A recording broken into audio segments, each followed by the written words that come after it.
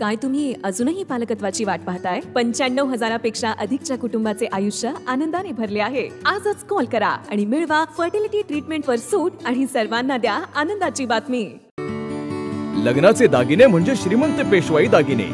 नाशिकचे सुप्रसिद्ध सराफ मयूर अलंकार सराफ. ताज्या बातम्यांसाठी नाशिक न्यूजच्या YouTube चॅनलला सबस्क्राइब करा आणि बेल आयकॉनला प्रेस करा.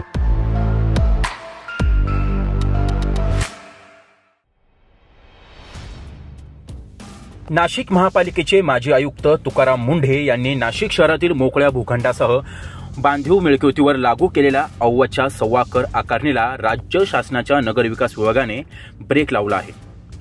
करवाढ संदर्भात पुन्हा तपासणी करून नियोजित फेरमूल्यांकन करण्याचे निर्देश देण्यात आले आहेत. शासनाच्या या भूमिकेमुळे विशेष करून अनिवासी प्रकारातील मालमत्ता धारकांसह सर्वसामान्य नाशिककरांना आता दिलासा मिळणार आहे.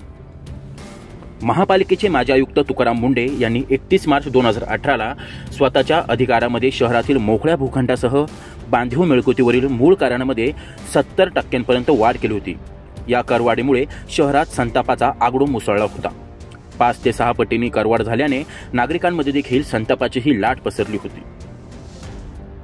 त्यानंतर देखील नागरिकांच्या लाखाच्या रकमेच्या घरपट्टी हाती पडल्याने संताप देखील व्यक्त करत होता. मुंढे यांचे आदेश क्रमांक 522 रद्द करण्याचा ठराव महासभेने केला असून परंतु तो ठराव दप्तरी दाखल केल्याने महासभेचा अवमान केल्याचा मुद्दा पुढे करत त्यांच्या विरोधात अविश्वासाचे शस्त्र उपसण्यात आले आहे. त्यानंतर मुंढे यांनी 50% करवाढ मागे घेण्याचा निर्णय जाहीर केला आहे.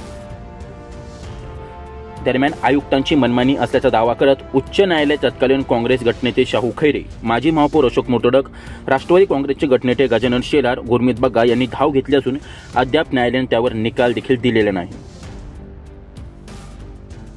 तुषार ढेपले, नाशिक न्यूज, नाशिक.